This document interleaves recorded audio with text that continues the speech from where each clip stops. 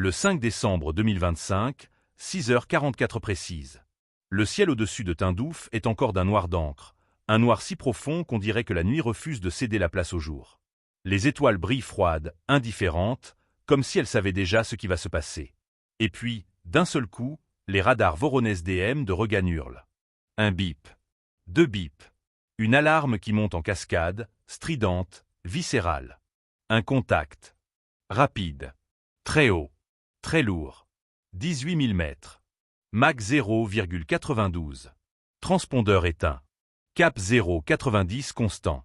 Un Rafale B, version Strike, armé jusqu'aux dents, 6 calpegés sous ventre, 4 pods Spectra nouvelle génération, un pod Reco NG bourré de capteurs. Il vient de franchir la ligne frontière ouest sans un mot, sans un squawk, comme un fantôme arrogant qui pense que le Sahara lui appartient encore. En 9 secondes exactement, l'alerte « Ciel ouest violet, niveau C » explose sur tous les écrans du pays. Des téléphones qui vibrent dans les casernes jusqu'aux villages les plus reculés du Hogar, tout le monde sait, quelqu'un vient de faire la plus grosse erreur de sa vie. 6h45. Le centre de commandement ouest, enterré sous 40 mètres de béton à Tindouf, passe en mode guerre. Ordre sec, calme, presque froid. Interception immédiate.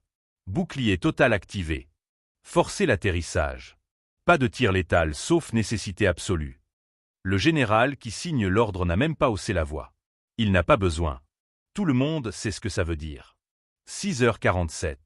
À Regan, l'escadron d'élite 001, les Faucons du désert, bat son propre record. 18 su, 57 félons décollent en 68 secondes. Post-combustion allumée, les réacteurs AL-51 F1 rugissent si fort que les vitres tremblent jusqu'à Aoulef. 24 su, 30 MK décollent depuis Tindouf et Béchar dans la foulée. 96 drones Amoun, 2 et Shahed, 149 s'élèvent en essaim coordonné, formant 3 rideaux impénétrables à 20 000 mètres, 16 000 mètres et 12 000 m. 48 batteries S, 5 Sens Prométheux et PSR, SM2 Ouest passent en mode locon réel. Le ciel ouest devient une toile d'araignée électromagnétique dont personne ne sortira. 6h51. Le Rafale est verrouillé à 420 km par les radars Irbieux des Su-57. Un capitaine algérien, voix posée, presque polie, parle en français clair sur la fréquence de garde. Rafale français, ici forces aériennes algériennes. Vous êtes dans notre espace aérien sans autorisation. Atterrissez immédiatement sur Tindouf ou vous serez abattu. Vous avez 90 secondes. Silence radio. Puis, dans le cockpit français, on entend le pilote jurer entre ses dents. Il tente le tout pour le tout. Descente brutale à 8000 mètres, largage de l'heure, virage serré vers le Maroc, activation maximale des brouilleurs Spectra et Vega 9. En 18 secondes exactement, c'est fini. Les systèmes Chat, 40 et Vega, 9 algériens saturent tout. GPS, coupé. Link 16, coupé. Satcom, coupé. Radar RBE2, AESA, écran blanc. Pod Spectra, muet comme une tombe. Le pilote hurle dans la radio ouverte. On est aveugle. On est complètement aveugle. 6h54. 4 R, 37M à ogive inerte sont tirés à 40 km devant l'appareil. 4 explosions soniques en croix. Le message est limpide. Le Rafale fait demi-tour à 180 degrés, largue ses 6 scalps et ses pods externes pour s'alléger, et suit les instructions comme un enfant pris la main dans le sac. 7h02. Escorté par 18 Su, 57 à moins de 400 mètres. Si près qu'on voit les pilotes algériens faire un petit signe de la main, le Rafale se pose sur la piste de Tindouf. Moteur coupé. Projecteur braqué. Silence total. Le sable, lui, ne bouge même pas. Il sait qu'il est chez lui. 7h08. Les commandos du GIS, groupe d'intervention spéciale, montent à l'assaut.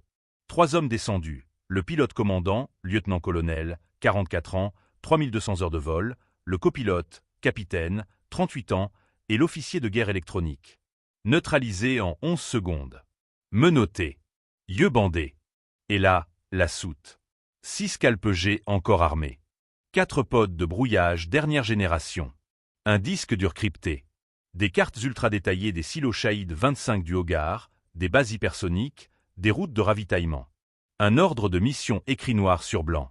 Mission Épervier 25, reconnaissance offensive d'Ahmed Abov stratégique algérien Site Before France-Africa Summit 2026. Autorisation exécutive. Paris vient de se faire prendre la main dans le sac nucléaire. 14 heures. Les interrogatoires commencent dans les installations souterraines de Tindouf. Le lieutenant-colonel parle dès la première heure. Voix cassée.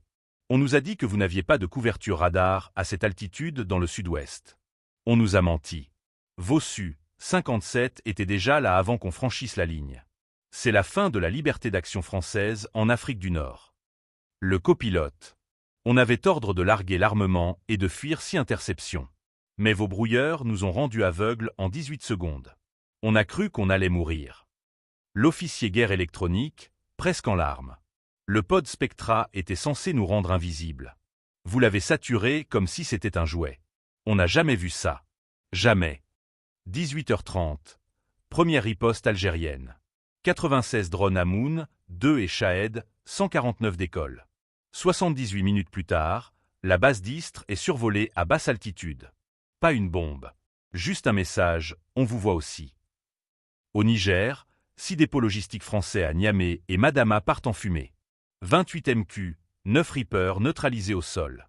Deuxième riposte, cyber. Les réseaux militaires français tombent 11 heures d'affilée. Sur tous les écrans du CPCO à Balard, une seule phrase. Vous nous avez survolés. Nous vous avons vus. Ne revenez jamais. Troisième riposte. L'Algérie annonce que le Rafale reste à Tindouf jusqu'à excuse officielle. Il sera repeint en vert et blanc et rebaptisé « Ella, la libre ». Il volera sous cocarde algérienne. 21 heures. L'Algérie diffuse 148 minutes de preuves irréfutables. Traces radar, enregistrement radio, aveux filmés, documents saisis, ordre signé du CPCO. 48,9 milliards de vues en 18 heures. 22 heures. Le « voile ouest absolu » est activé. Vega 9, Shahed 404, brouilleur quantique à 100%. En 38 secondes, blackout total des réseaux militaires français en Méditerranée occidentale. Satellite Hélio, Pléiades, CSO aveugle. Tous les Rafales, Falcon, Reaper en vol perdent leur liaison. Sur les écrans du CPCO, la même phrase, encore. 23h30. Deuxième vague de drones. Cette fois, 42 Reaper et Global Hawk français détruits au sol au Niger. 68 blindés et 124 pick-up incendiés. Minuit, rupture totale des relations militaires avec la France. Espace aérien fermé. Conseillers expulsés. Matériel saisi. 6 heures du matin, 6 décembre. Le Rafale, repeint en vert et blanc, immatriculé 7T, Chure, Sabre, Honneur, Unité, Résistance, effectue son premier vol sous cocarde algérienne. À bord, un équipage algérien, et les 3 Français, menottés à l'arrière, spectateurs muets de leur propre avion qui leur fait un doigt d'honneur dans le ciel. 58 minutes de vol. Atterrissage parfait. La foule sur les terrasses de Tindouf applaudit à s'en déchirer les mains. À 11 heures, parade à basse altitude au-dessus de Tindouf. Le Rafale est là, escorté par 18 Su-57. Les 3 Français regardent, depuis le cockpit, leur propre appareil voler contre eux. Certains pleurent. D'autres fixent le vide. Franchement, les amis, ce n'était pas un Rafale qu'on a forcé à atterrir. C'était le dernier fantôme de 1830 qui venait crever sur notre piste. Ils sont venus avec leur supériorité, leur certitude, leurs ordres signés de l'Élysée. Ils sont repartis avec rien. Rien que le silence de ceux qui comprennent enfin qu'ils ne sont plus chez eux. Aujourd'hui, le ciel ouest n'est plus une carte postale française. C'est un territoire algérien. Un territoire qui voit tout, qui entend tout, qui répond tout de suite. Et quand le Rafale est là, a décollé ce matin sous nos couleurs, avec les 3 Français menottés à l'arrière, le message était clair, définitif, gravé dans le ciel à jamais. On ne négocie plus notre souveraineté. On la prend. Et on la garde. Ta El Jazaïr. Et cette fois, même le ciel ouest le crie pour l'éternité.